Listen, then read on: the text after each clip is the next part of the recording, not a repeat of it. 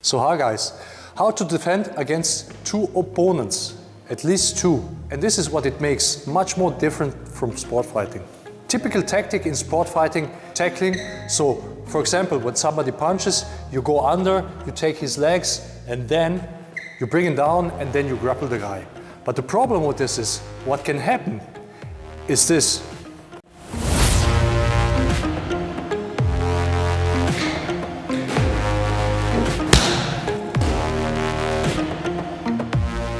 And this is very, very likely in street fighting, because if you're gonna get attacked in the street, you're gonna have more than one opponent. So you're gonna have to deal with two or more. What can you do if you have more than one opponent? In this case, we have two guys here and I'm the one who has to defend himself. You're walking down the street and then two guys come up and they want something from you.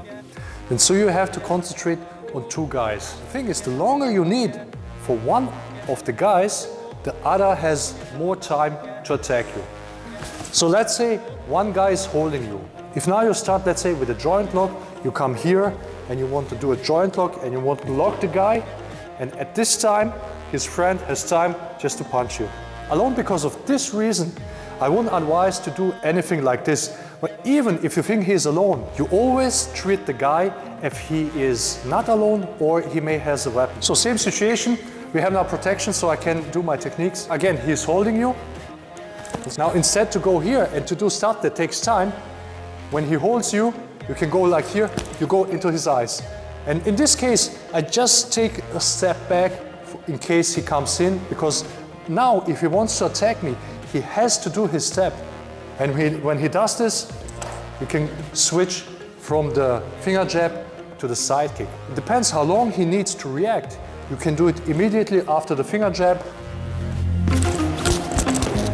So you see, I finger jabbed the guy, he came, and I did my side kick immediately after the finger jab.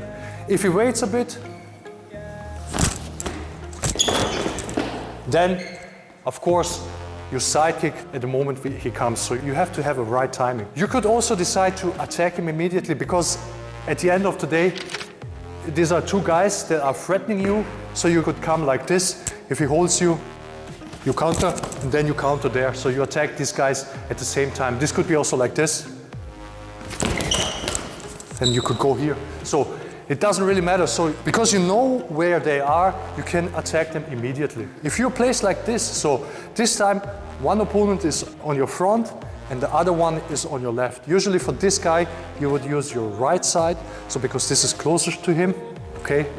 Closest technique to the closest targets. So we have these targets here and here, and this guy, you would use your left side. Along from this reason, it's also important to train your left techniques. In this case, the first one is going to punch, so I would have to evade and counter. Let's say he punches, and I go here and counter here. Now I'm placed in front of this other guy. So if you notice, when I countered, when I evade, I took a step also away from the second attacker or from the second opponent. When he punches, I would go here and then I could go here. This could also be something different. So here and here, okay? So it depends how I turn. If I go from here to there, then I would use my right side here and right side as well to him. In case if I intercept him and then immediately I go to this guy, then I would use here my right side and here I would use my left side. For example, he wants to punch, you go here and then you go here. So I attack immediately 1 and 2. And this could also be this and this, or this could also be this and this. So it depends. It could also be I intercept this and now he attacks and I wait this one and I counter here and counter here. There are multiple opponents. You don't have time to play too long with him.